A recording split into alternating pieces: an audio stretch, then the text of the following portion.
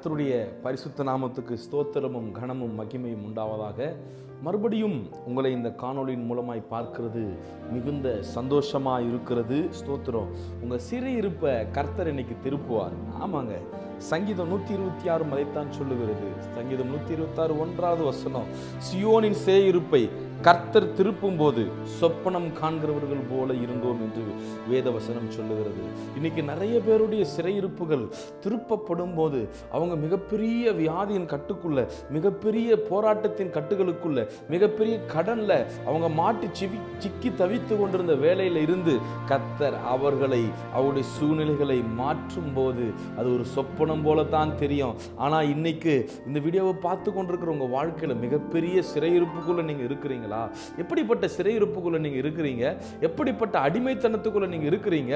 இன்னைக்கு இந்த அடிமைத்தனத்திலிருந்து, இந்த சிறையிருப்பிலிருந்து யாரால விடுவிக்க முடியும்? கர்த்தராகிய இயேசு கிறிஸ்து ஒருவரை தவிர உங்களை உங்கள் சிறையிருப்பிலிருந்து யாராலும் விடுவிக்க முடியாது.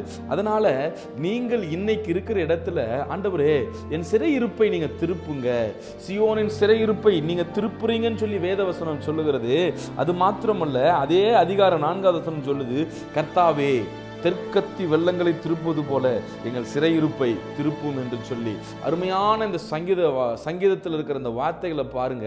தெற்கத்தி வெள்ளங்களை நீர் திருப்புகிறது போல எங்கள் சிறையிருப்பை திருப்பும் என்று. எவ்வளவு பெரிய மகத்தான ஜெபம். தேவ ஜனமே, உங்க சிறையிருப்பை எப்படி திரும்பும் நீங்க புரிஞ்சுக்கணும். சிறையிருப்பு எப்படி திரும்பும்னா, நீங்க ஜெபிக்கும் போதுதான் உங்க சிறையிருப்பு திரும்பும். அப்படிதான் வசனம் கற்றுக் கொடுக்கிறது. கர்த்தாவே தெற்கத்தி வெள்ளங்களை திருப்புவது போல எங்கள் சிறையிருப்பை திருப்பும் என்று வேதம் சொல்லுகிறது. அப்படியானா நீங்க சிறையிருப்புக்குள்ள இருக்கிறீங்கன்னா, ஒரு பாவ அடிமைத்தனத்துக்குள்ள, ஒரு சிறையிருப்புக்குள்ள, இல்லாவிட்டா ஒரு மந்திரவாத கட்டுகளுக்குள்ள, பில்லிசுனிய செய்வினை கட்டுகளுக்குள்ள நீங்க பிடிபட்டு இருக்கிறீங்கன்னா, இந்த கட்டுகளில் இருந்து, இந்த சிறையிருப்பில் இருந்து எப்படிங்க வெளியே வர முடியும்? நீங்க என்ன செஞ்சாலும் வெளியே வர முடியாது. நீங்க யாருக்கு எத்தனை ரூபாய் கொடுத்தாலும் வெளியே வர முடியாது. நீங்க எத்தனை பெரிய நதியில போய் முங்கி எழுந்தாலும் இந்த பாவங்கள், இந்த சாபங்கள் உங்களை விட்டு போகாது. இந்த சிறையிருப்பு உங்களை விட்டு மாறாது, நீங்காது. என்ன செஞ்சா மாறும் பிரதர்? என்ன செஞ்சா மாறும் ஐயா? என்ன செஞ்சா மாறும் தெரியுங்களா? கர்த்தாவே தெற்கத்தி வெள்ளங்களை திருப்புகிறது போல எங்கள் சிறையிருப்பை திருப்பும் என்று நீங்கள் கேட்கும் போது கர்த்தர் உங்கள் சிறையிருப்பை திருப்புவார். அது மாத்திரம் அல்ல, நீங்க கண்ணீரோடு தேவ சமூகத்தில் கேட்டீங்கன்னா கம்பீரத்தோடு பதிலை பெற்றுக் கொள்வீர்கள். அதுதான் சங்கீதம் 126:5 சொல்லுது, கண்ணீரோடு விதைக்கிறவர்கள் கம்பீரத்தோடு அறுப்பார்கள் என்று சொல்லி. உங்க சிறையிருப்பை பார்த்துட்டு நீங்க அமைதியா இருந்துடாதீங்க.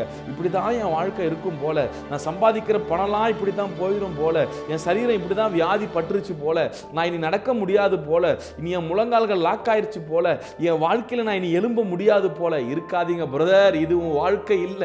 கர்த்தர் உன்னை ஆசீர்வதிக்கிறதுக்காகத்தான் தெரிந்து கொண்டிருக்கிறார். உன் சிறையிருப்பை மாற்றுவதுதான் அவருக்கு பிரியம்.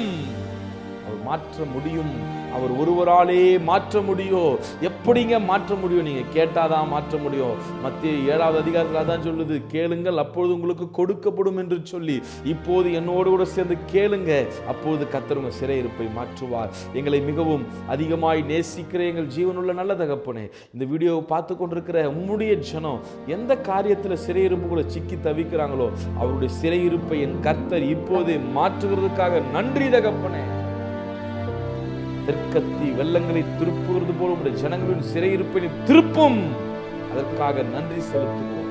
கர்த்தர் பெரிய காரியங்களை செய்ய இயேசுவின் மூலம் ஜெபங்களும் நல்ல தகப்பனே. ஆமென்.